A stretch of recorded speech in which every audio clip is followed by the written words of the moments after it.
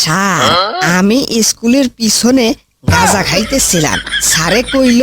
C সি সি সি মাস্টার সি, আপনাদের লজ্জা করে না? শিক্ষা নিয়ে ব্যবসা করতেছেন।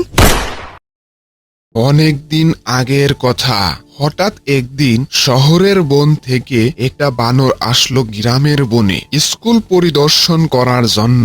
বানরটি প্রথমে ক্লাস 10-এর রুমে ঢুকলো। তারপর একটি ছাত্রকে জিজ্ঞেস করলো, এই তুমি বলো তো, আমাদের দেশের রাষ্ট্রপতিকে? শেখ হাসিনা।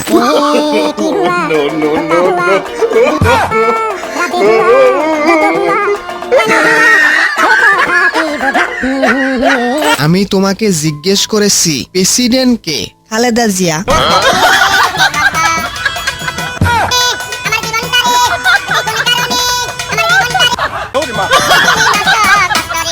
আহা, হলো না। প্রধানমন্ত্রীকে সেটা বলো। বঙ্গবন্ধু শেখ মুজিবুর রহমান। আমি কেন মরি না? আজরাইল কি চিনে না? এমনটা লাগে তুমি ক্লাস 10-এ উঠছো কিভাবে? আমি তোমার নাম স্কুলে খাতা থেকে কেটে দিব। স্যার, আমার তো স্কুলের খাতার নামই নাই, আপনি কাটবেন কেমনে?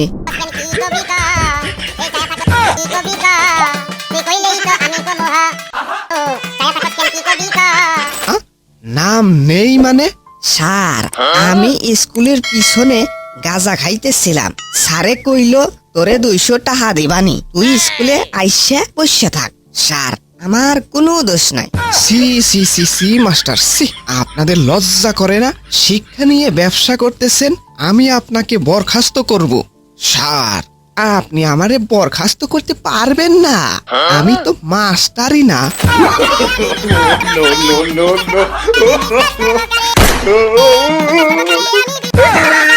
স্কুলের সামনে যে বইয়ের দোকানটা দেখতেছেন, ওইটা আমার দোকান।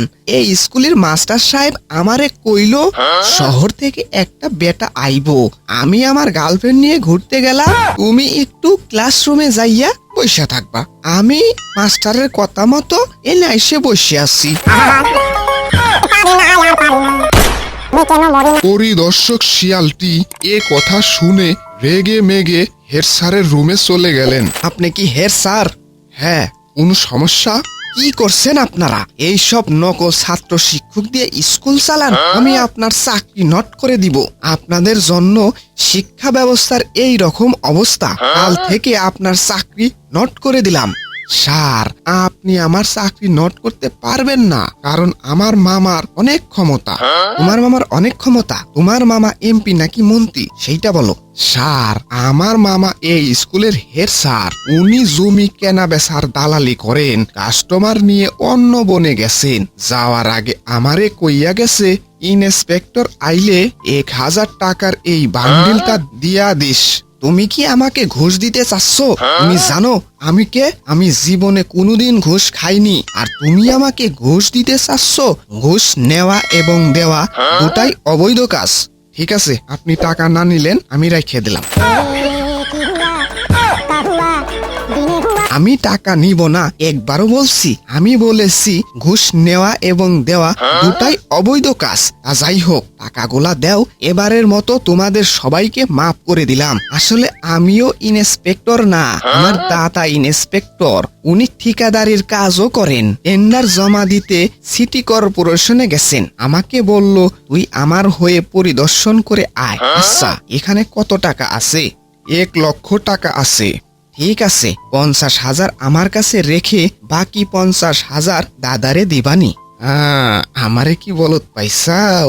আমিও অনেক চালাক। 1 লক্ষ টাকার মধ্য থেকে 50,000 টাকা নিজের কাছে রাখা দিছি, আর আমার কাছে থাকা নকল 50,000 টাকা দিয়ে দিছি। টাকা কিন্তু 1 লাখই, 50,000 আসল আর 50,000 নকল।